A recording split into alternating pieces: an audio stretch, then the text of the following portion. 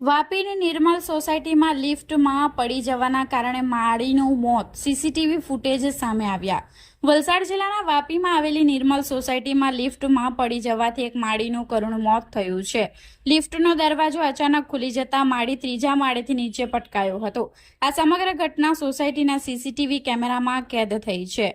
નિર્મલ સોસાયટીમાં કામ કરતો માળી ત્રીજા માળે લિફ્ટ પાસે ઊભો હતો। લિફ્ટ નીચે હોવા છતાં ટેકનિકલ ખામી કે જાળવણીના અભાવે લિફ્ટનો સેફટી દરવાજો અચાનક ખુલી ગયો હતો।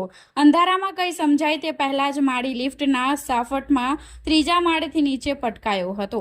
આ અકસ્માત એટલો શાંતિથી થયો કે શરૂઆતમાં કોઈને તેની જાણ જ ન થઈ। બીજા દિવસે સોસાયટીમાં દુર્ગંધ આવતા શંકા જાગી। લોકોએ લિફ્ટની તપાસ કરી અને સીસીટીવી ફૂટેજ જોયા, જેમાં માળી લિફ્ટના સાફટમાં પડતો સ્પષ્ટ દેખાયો હતો।